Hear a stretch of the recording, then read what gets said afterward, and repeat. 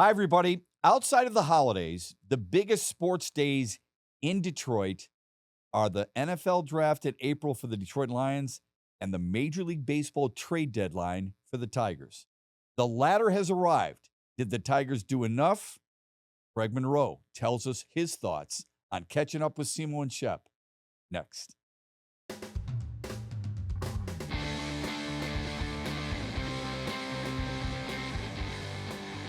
Hey, everybody. Thanks for joining us here on Catching Up with CMO and Shep. This was a busy trade deadline day. First day, there were 16 trades already. The Tigers were involved. We're going to go through them and see what CMO has to say about it, because I don't think Tiger Nation is really thrilled with what has taken place. So what did you think they needed going into the trade deadline, first and foremost? Well, for me, I wanted to take some pressure off of Riley Green in the middle of that lineup, Spencer Torkelson. I wanted a big bat. I wanted a right-handed bat. Preferably a guy that could play third base as well. Mm-hmm. And there's a guy that I would mention that I really wanted, and it was Suarez from the Arizona Diamondback, who we just saw. Mm-hmm. But we weren't able to get him. He was shipped off to Seattle. And then I thought the bullpen had been the biggest issue for this team, or maybe let's not call it an issue. Let's just call it that was probably the weakest part, I believe, of this team. Well, I think we talk in generalities a lot of times in baseball. I want a right-handed bat. I want a bullpen guy. I want a starting pitcher. I try to get a little bit more specific. I'm with you with Eugenio Suarez, a guy you would have had just as a rental, but according to reports, Seattle dished away an 8th, a 16th, and a 17th prospect. I don't think that was all that deep to get a guy like this. I thought you would have had to give up more. I thought that was doable because of exactly what you said. The power as much as anything else.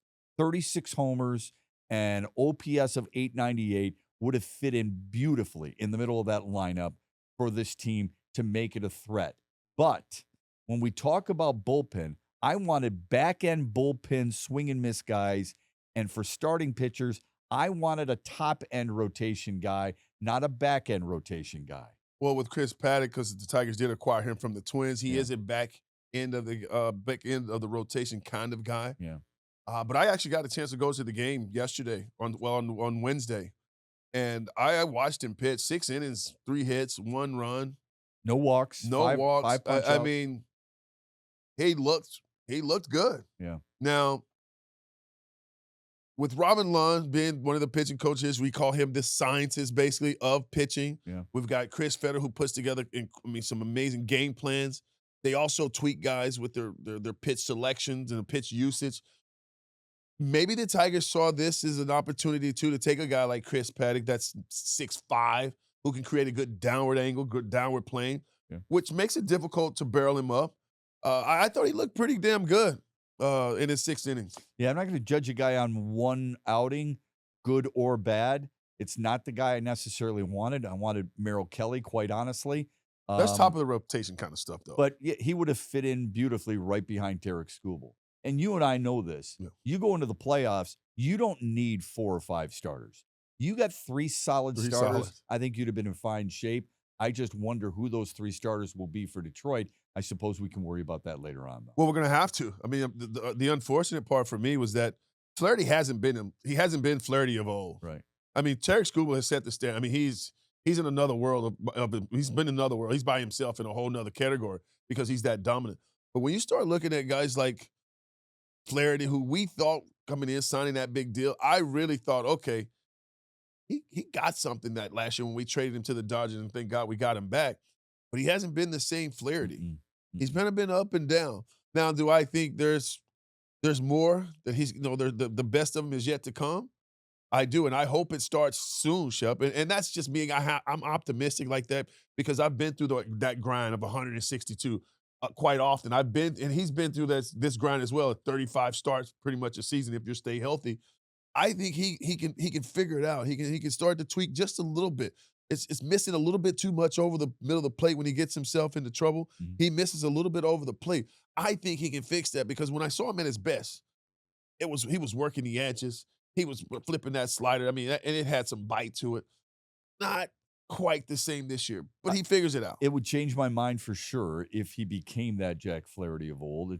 I hope so. It is interesting that Nobody says anything about making $25 million for Jack Flaherty, but if Javier Baez struggles and it's $25 million, they want him out of town. I digress. Casey Mize has struggled his last 3 starts, okay? Yeah. Cater Montero, you probably don't trust in a playoff series, No.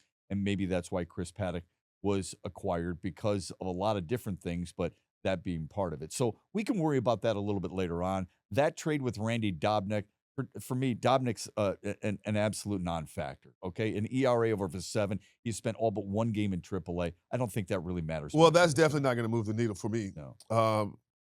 They didn't do a lot in this trade deadline. When I look at all the other teams, when I look at all the other teams, the Mets, the Yankees, the San Diego Padres, The Mariners.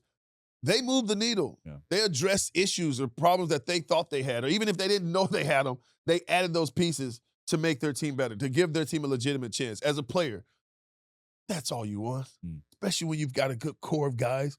You want them just to add some pieces to get you even more excited about the season, for the rest of the season, that you possibly can be. I think it brings out the best in you when you add some pieces that you're like, you look back, you're like, oh shit, Yeah. oh no, these boys here came to play. We got a real life chance to go to the World Series and not only get there but win it. Yeah, I want your attitude about that as a player's perspective, and when you're hoping for a little bit more. Not to use the Dylan Larkin comment from when the Red Wings were underwhelming at the trade deadline, but I do want your opinion on that. And we'll get to that here in a minute on Catching Up with CMO and Shep. And please follow us on all our social media channels. The other, Rafael Montero, is a guy who is experienced. He's won a championship ring in Houston, not with A.J. Hinch, but with Houston. He's a guy who's been around. He's got good postseason numbers, but his regular season numbers, especially this year, not good. What does he provide? Well, he does have swing and miss stuff at the back end of the bullpen. He provides experience. I want a guy that's been in the trenches, who's been in those tough situations in playoff baseball. He's won a championship, so he knows how to slow the game down. That's important because you put a rookie in there at times, and the game can speed up on you. So for me, Montero is going to be a guy that it's kind of a gamble because if you think about the Tigers' philosophy from a pitching standpoint, Shep, it's about commanding the strike zone. Well, he has a tough time doing that. His walk rate is a little higher than the Tigers probably wanted. But there are some upsides. There's some upsides, and here's the upside for me. By adding this splitting this year, he's gotten more swings and misses on that pitch. That particular pitch, I think he's around like 35% rate of swing miss. That's pretty high for a pitch, for one pitch. He's also got a good fastball. His fastball sits mid-90s. He can move it around the strike zone. So I think he's going to be one of those guys at the back end. I'm not going to call him closer stuff, but I'm going to say he's a guy that you can rely on that 6th, 7th, 8th, 9th inning. He's one of those guys that can get some tough outs. May not move the needle all the way, but here's what it does. You didn't give up much, okay? You gave up Jim Jarvis. He was not necessarily one of those guys that you felt you've got to have. I can't wait to watch him. He's going to be a fast riser, anything like that. So really no harm there. Paul Sewald comes over from Cleveland. Immediately goes on the 60-day IL, not available for this team until September 10th. What the hell were they thinking with that move? This one's kind of got me scratching my head a little bit. I'm kind of scratching my head saying, okay, well, what we need this guy? Yeah. We have to go back some years, couple years, though, when he was with the Seattle Mariners closing games. He was one of the American League's best. So you have to rely on that, on his background, what he's accomplished throughout his career.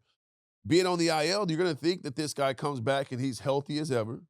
Now getting him with the Tigers organization, they're strengthening coaches. I'm sure they believe in those guys. They believe in their medical staff, and they believe in their pitching coaches.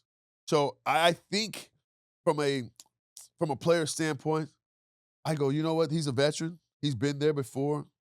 He's been in those tight situations, those 9th inning games where it's one mistake costs you a ball game. He knows how to bury the DNA, so to speak, and kind of stay calm under that kind of pressure. And it's a veteran guy. It's somebody that's, again, experience matters when you start talking about playoff Shep. So I don't like the idea that we won't see him until September the 10th. You know, I think I think Tiger fans would have liked to see a little bit more. Yeah. Okay, what can we expect? Can we see him for, I don't know, 10 outings? What's your number? What's your number? Right. But we're not going to know that. But I don't mind that move at all. He does have a funky little delivery where he's going to be able to miss some bats. He's going to create some weak contact. But man, September the 10th seems like a long time from now to see what we got. I'm glad you brought that up because that's important, right? Yeah. AJ Hinch always talks about, and Scott Harris does too, about the different arm angles, the different looks their bullpen can give you. Yeah. How vital do you think that is for them moving Oh, forward? it's so huge because it's so difficult as a hitter to go from looking up around a guy's ear when they're letting it go, and then all of a sudden you get a guy that drops down who has a nasty slider to go along with that I call it like an unorthodox delivery because when you're down there, your arm's not supposed to throw 90, 94 from down there. He's not quite 94, 95 with it, but 91, 92 with a little sinker slider, so he's cutting the strike zone pretty well. I think he's going to be valuable. I think he can be a piece. I just hate that I have to wait so long to see what I got. Just 15 innings so far this season and an ERA close to 5 for Paul Sewald. So, again, won't see him until September 10th on the 60-day IL. The next move they make is Kyle Finnegan from Washington. I like this move. I do too. There's a few quote-unquote closers. I know we know A.J. Hinch doesn't like that verbiage, but that's okay. A guy at the back end of your bullpen. David Bednar would have really liked him, went to the Yankees. Would have liked Pete Fairbanks, for example. Of course, you would have liked Johan Duran, but you weren't going to spend what the Phillies spent to get him. This isn't a bad option in Kyle Finnegan. Not that he's going to be their closer, but he gives you a valuable arm who has done that before, number one, and has some swing and miss stuff. Well, he's doing it this year with the Nationals. He was doing it. He was getting it done, 20 saves. Yeah. For me, for some reason, I love a guy that has that flaming fastball. He's got it gets up to 100. Listen, that can be an uncomfortable at bat when guys are throwing it, can also move your feet, not afraid to make you uncomfortable. To go along with that, though, he's got some good secondary pitches. He's got a really good slider, good curveball. I think this will be the guy that closes games. Now, even though he throws 100, he's not your typical like, oh, he throws 100, he's going to blow it by you because you're at the big leagues, you don't blow it by guys. And he don't have legitimate swing and miss stuff. Like he's not a strikeout pitcher. But what he does do is he creates weak contact.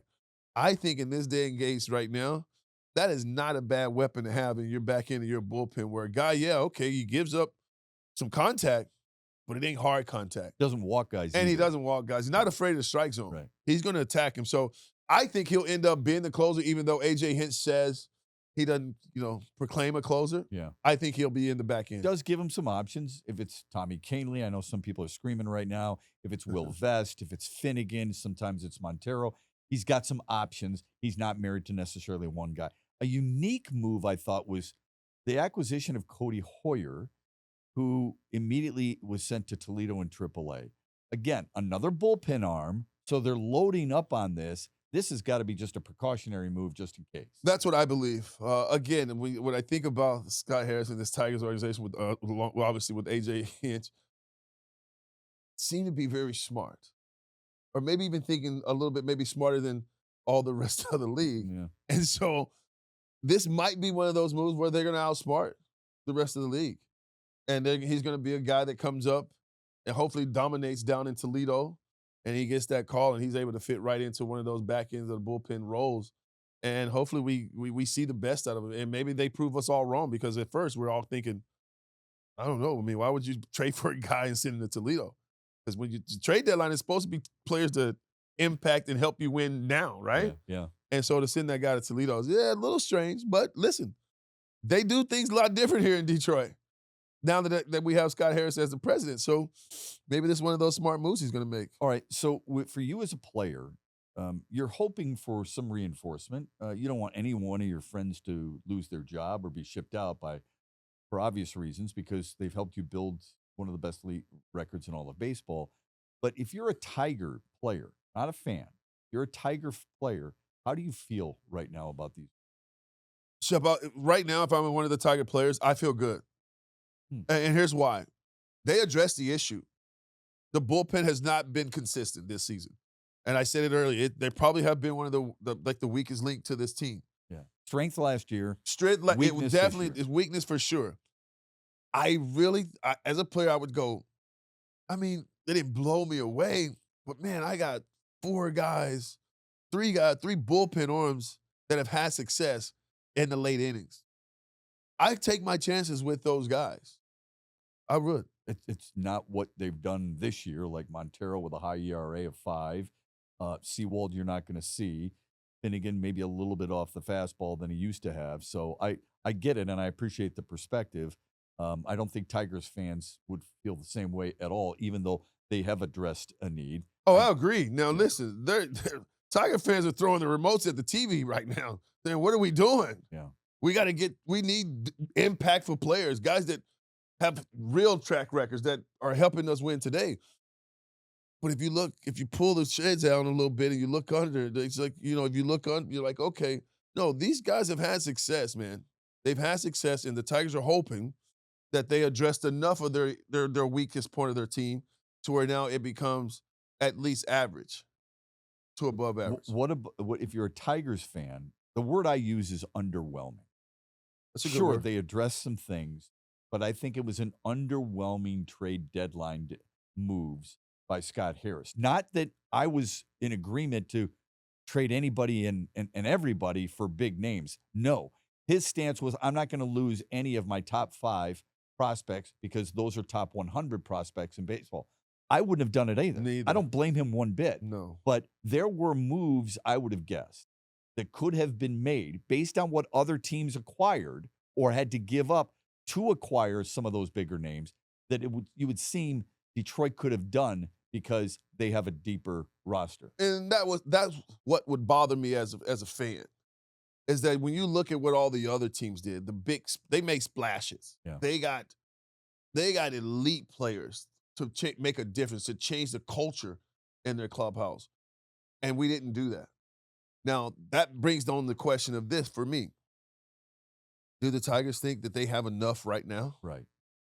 Clearly, they think they have enough right now to win it all. And Do you think they do? no, I don't. Okay. I do love this squad. I've watched them, been around them for a long time. I like how they pull for each other. There's a lot of intangibles. There's a lot of things to like about this particular club, this club. But seeing what the other teams did, I don't think so. How much do you think they are banking on the fact that Kerry Carpenter's back and hopefully healthy?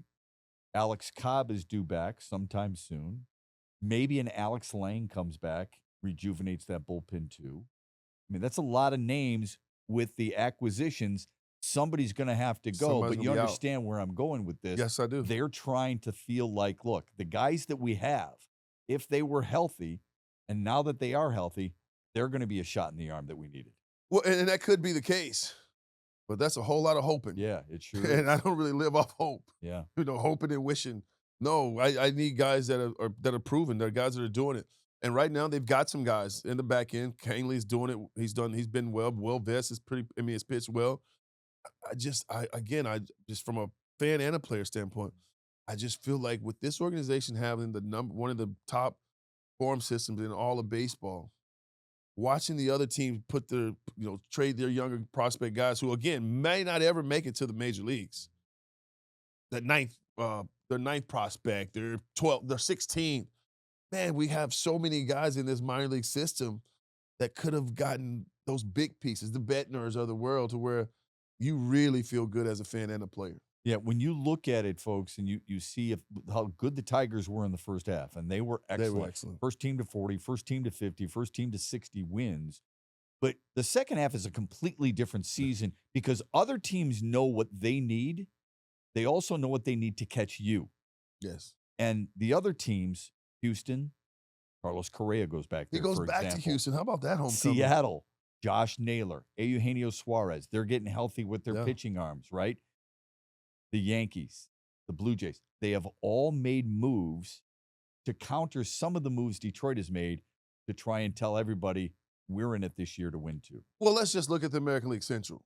The trades that went on, they have thrown in the towel. Minnesota and Cleveland. Goodbye. They're done. Yeah, the right. White Sox, we know who they Yeah, are yeah. and what they've been. Yeah.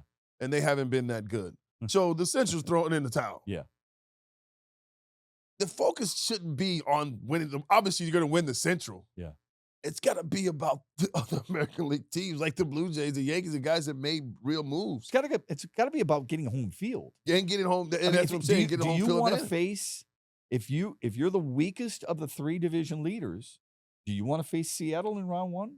Do you want to face the Yankees in round one or Toronto in round Well, one? as a player, I'm going to tell you, bring them on. Yeah, right. I'll take on any of them. I mean, Right. go back. I'll But tell you they're this. tougher They're going to be matchups. tough matches. We'll go Yeah. back to 06. Yeah. Nobody expected us to beat the Yankees Yeah. in the Amen to division, that. and we did.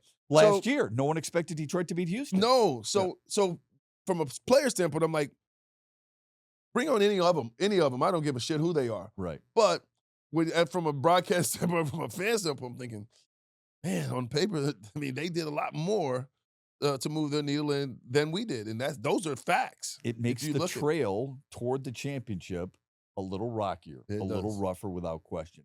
I think also lost perhaps in all the acquisitions and the hype and the discussion of what those players bring is the fact that Detroit designated for assignment, for all intents and purposes, cut a former first-round pick. Matt Manning was 9th overall, very talented guy, very athletic guy, well-liked, but did not pitch well at all this year in Toledo, and now he's no longer part of the organization, at least for the time being. Well, it goes back to years now that there's been a lot of noise about how the Tigers have failed in their drafting. Yeah. Now, I'm not saying that under Scott Harris because he's just got here, but a couple years in now. But that has been the knock on the Tigers for years now. That first round draft pick, they just seem to miss, and that sets your organization back. Thank God they've come around and they've got a guy like Scott Harris and AJ Hinch now, who these guys have now got the farm system back to where it needs to be. But you hate that for Matt Manning again because you thought and you wish for him to live up to the hype, to live up to that first round status. But he just couldn't. He just couldn't seem to figure it out here.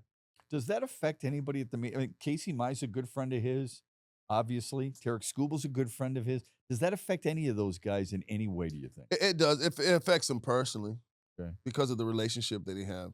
Because this is something that they've talked about. This is something they dreamed of, was making the World Series together for this Tigers organization. So, yeah, anytime that you lose a brother, it does. It affects you. It really hurts your heart because you know how much time and how much hard work we've put into getting the most out of yourself. And then sometimes, it just doesn't work out. And in Matt Manning's case right now, it just hasn't worked out. But how about a change of scenery? Sometimes a change of scenery rejuvenates a player, a position player, or a pitcher, and somebody says the same thing that probably the Tigers have been saying to him this whole time, but it clicks when this guy said it or how he said it. I'm hoping that for Matt Manning because I'm a big fan. Which team do you think made the biggest improvement from an American League standpoint that maybe Detroit is now looking over their shoulder a little bit? I've really been a big fan of the Toronto Blue Jays. Getting a guy like Bieber from Cleveland, even though I know he's coming off Tommy John. Hell, if you go back and look at the Tommy John surgeries, they come back stronger, throwing harder. Knows how to pitch. Knows how to pitch. So that's one of the teams that I'm like, okay, they got a bona fide number one coming off Tommy John. I still think he's got ace stuff. With already good pitch, with good starting staff already. With a good staff. Yeah. Now, you got to give the Yankees some credit, too, for what they did. Yeah. They made some moves, and, I mean, they addressed a lot of their situation. Ryan McMahon to start at third base. Yep. And I said this in our last episode that Ryan McMahon, he's one of those guys, like, you just need to change the scenery. He didn't want to go to the ballpark every day knowing that, well, flip a coin. What's going to happen today for us to lose? I mean, the Colorado Rockies are just not good at all. They just haven't been good all season. It'd be tough going to the ballpark every day.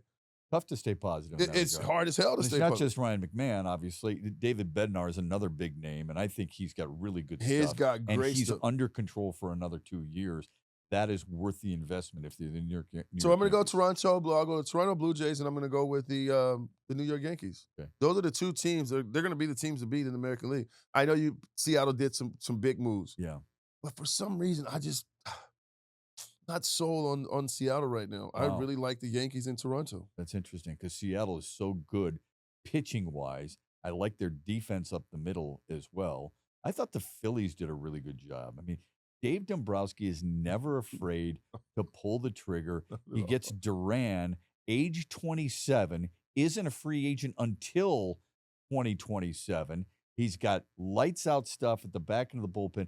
He's the one closer that I think most people would have said, who's the one guy you want closing games for you outside of Emmanuel Clase and the problems he had gambling-wise? It was Johan Duran. No, there's no question about that. Not that I'm gonna up you, but I'm gonna throw another team at Yeah, you go ahead. that's gonna challenge your Phillies Okay. in a sense. What the New York Mets did. Okay. Think about what they did too. Yeah. Well, Ryan Helsley is really good. Helsley. Okay. They made that move right after the Phillies went out and got Duran. But they also got, I believe they got Tyler Rogers. who's, again, that arm slot changing the look of their bullpen. They got Cedric Mullins in center field. That's right. I know he's gotten older. He's a pro, though. But he can go get it in the center field, and he can swing it. Yeah, I like him a lot. He can swing it. And they also went and got one of our old Tigers. They got Soto, Gregory Soto. Yeah, earlier. Yeah. Early on, too. So they've kind of what the moves that they made reminds me of what Kansas City had. Okay. Right? Back in the day where they had the three-headed monsters. That's right. Holland was the back end. Greg Holland was those guys in the back end. Yes. I feel like now if Wade Davis is one of them. Kelvin Herrera. And Herrera. Now, if Soto and those boys and Tyler Rogers, if they can be who they've been for their other teams, yeah, the game might be over in the sixth inning because they got Edwin Diaz that's in the back. Yeah, here's what I noticed about what a lot of these teams done. It's not just we're going to move the chips to the middle of the table. What I've noticed is they built up their depth and they built up their versatility. Yeah. And I know a lot of people credit the Tigers for being versatile. Can the versatility be almost a little bit of a negative for a team that you rely so much on that versatility instead of the everyday guy? No, it was for me. That was my thought process for a long time when we talk about I need everyday players. Yeah. But to watch AJ Manu makes these moves and meander his way through a game, it's kind of changed my thought process a little bit because he's proven that you don't have to have everyday players at every position. You can make moves. You can do matchups. Now, I'm still not completely sold, Shep, because I do believe if you have your everyday guys, where I have my seventh inning guy, I have an eighth inning guy, and I have my closer, the consistency for the player, it allows him to be freer to know when you're getting in, when it's your time to go perform. I think that's important. I don't know if guys really like being on the edge, like not sure when they're going to get their opportunity.